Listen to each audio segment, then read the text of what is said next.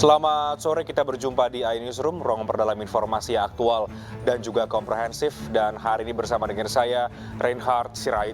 Kebakaran menghanguskan sebuah mobil di Kalideres, Jakarta Barat pada siang tadi. Diduga api berasal dari korsleting listrik di bagian depan mobil.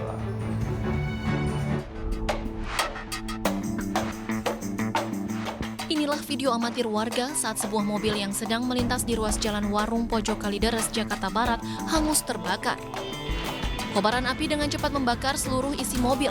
Beruntung pengemudi yang merupakan seorang perempuan berhasil keluar dari dalam mobil bersama anaknya. Menurut salah satu warga yang melihat kejadian, asap keluar dari bagian depan mobil dan tidak lama kemudian kobaran api membesar.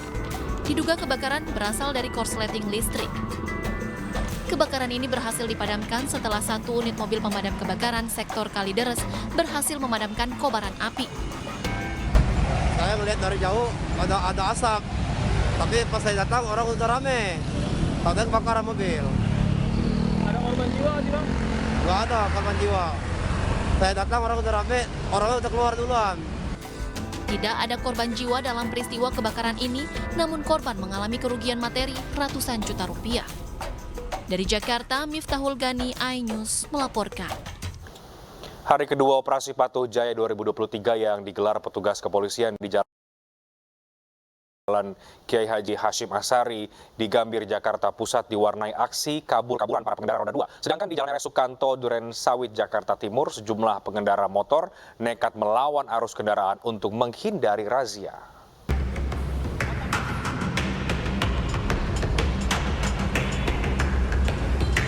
Dua petugas kepolisian berusaha menyergap sejumlah pengendara roda 2 dan 4 yang bersembunyi di belakang bus Transjakarta di Jalan Kiai Haji Hashim Asyari, Gambir, Jakarta Pusat. Meski pengendara mobil dan pemotor di sampingnya tak berkutik, namun pemotor lain yang berada di belakang mobil mendadak kabur dengan melompati trotoar pembatas jalur busway. Aksi nekat memutar balik dengan melompati trotoar juga dilakukan sejumlah pemotor lainnya yang kedapatan menerobos jalur busway. Meski banyak pemotor yang berhasil lolos, namun sejumlah pengendara lainnya dapat ditindak petugas. Salah seorang pelanggar asal Tangerang berdalih sengaja menerobos jalur busway karena mengalami masalah pada mesin kendaraannya. Enggak, soalnya ada problem juga mas, motornya mati-matian. Kalau dimacet mati, suka mati. Nah itu nggak bawa surat-surat kenapa mas? Dompetnya ketinggalan mas. Tapi tahu nggak kalau ada razia Patuh Jaya? Belum. Operasi Patuh Jaya kali ini, yang pertama yaitu tidak menggunakan helm, berkendara di bawah umur dan tidak memiliki surat-surat seperti surat izin mengemudi atau STNK, dan yang keempat menerobos lampu merah, yang kelima masuk jalur busway, dan yang keenam TNKB tidak sesuai atau tidak sesuai dengan plat nomor. Sementara di Jalan RS Sukanto, Pondokopi, Jakarta Timur, sejumlah pengendara sepeda motor nekat melawan arah demi menghindari razia gabungan lintas jaya yang digelar. Seorang penumpang sepeda motor bahkan sampai terjatuh dan ditinggal rekannya saat memaksa berputar arah demi menghindari razia. Sasaran razia ini yakni pengendara yang melakukan pelanggaran secara kasat mata, serta kendaraan angkutan yang tidak dilengkapi uji kendaraan atau KIR.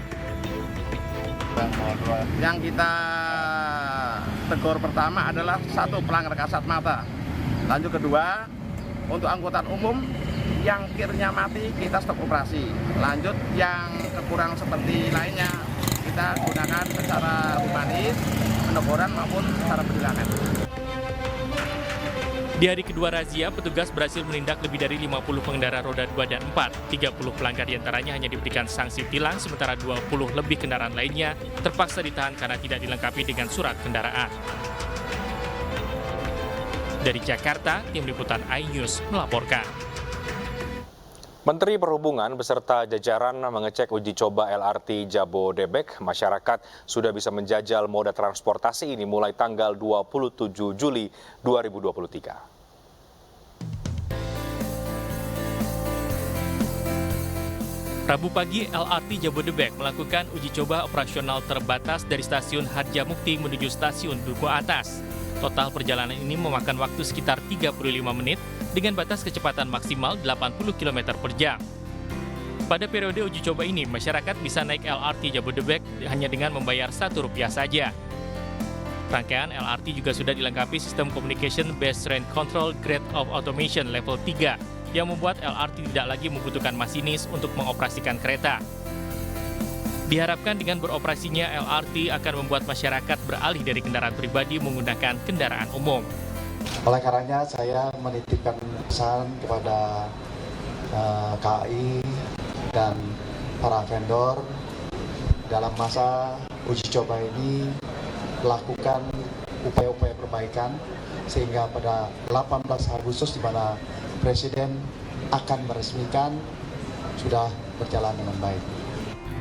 Pada periode uji coba ini, masyarakat bisa naik LRT mulai tanggal 27 Juli hingga 15 Agustus 2023 mendatang. Dari Jakarta, Yola Dewianti, Pandu Priyo Aji, iNews melaporkan. Tumpukan sampah terjadi di sepanjang kawasan hutan mangrove Muara Angke, Penjaringan, Jakarta Utara.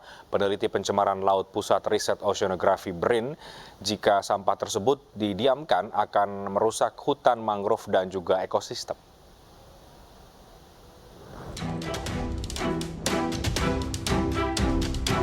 Sejumlah petugas suku dinas lingkungan hidup Kepulauan Seribu memantau kawasan hutan mangrove yang berada di kawasan Muara Angke, Pluit, Penjaringan, Jakarta Utara yang masih dipenuhi sampah. Sampah-sampah yang menumpuk di kawasan ini didominasi sampah plastik yang sangat berbahaya bagi hutan mangrove. Sementara menurut Reza Cordova, peneliti pencemaran laut Pusat Riset Oceanografi BRIN menyatakan sampah-sampah ini terbawa oleh aliran kali di kawasan sekitar Jakarta.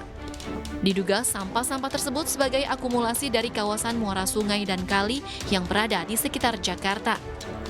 Reza juga menambahkan jika sampah-sampah ini didiamkan maka akan merusak hutan mangrove serta ekosistem yang berada di hutan mangrove termasuk ikan dan biota laut yang hidup di sekitaran hutan mangrove. Jika kawasan hutan mangrove ini terganggu, salah satunya akibat sampah plastik ini, dia akan menyebabkan keseimbangan dari kawasan ekosistem mangrove akan mengganggu dan ujungnya nanti akan mengganggu produktivitas dari perikanan tersebut gitu. Akibat menumpuknya sampah, perahu pun tak dapat bersandar di bibir pantai hutan mangrove. Hingga kini belum diketahui sejak kapan awal keberadaan sampah-sampah di bibir pantai hutan mangrove Muara Angke, Pluit, Penjaringan, Jakarta Utara.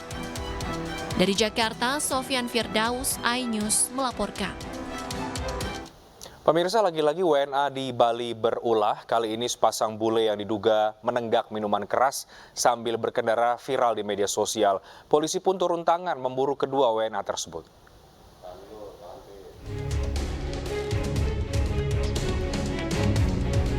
Video pasangan WNA menenggak miras sambil berkendara viral di media sosial.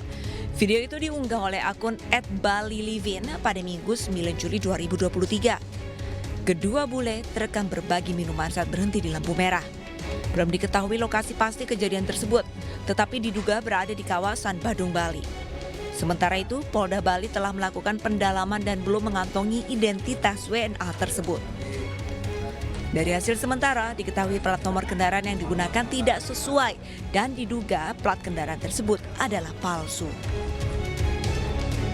Dengan viralnya salah satu warga negara asing yang menggunakan kendaraan sambil minum itu sedang kita lakukan penyelidikan terkait tentang kendaraannya dan siapa yang mengendarai. Tetapi kemarin sudah didapat plat nomornya itu, kemudian kita cek ternyata tidak sesuai. Nah, ini kita masih lakukan penyelidikan dan kita akan koordinasi dengan pihak imigrasi untuk penanganan lebih lanjut. Pihak kepolisian akan menindak tegas WNA tersebut dan telah berkoordinasi dengan kantor imigrasi. Dari Denpasar, Bali, Indira Ari, iNews melaporkan. Ya, sejumlah warga negara asing kedapatan berulah di Bali, mulai dari memasang plat nomor yang tidak semestinya, mengamuk dan tidak berpakaian di depan umum, hingga tidak sedikit turis asing yang bekerja secara ilegal.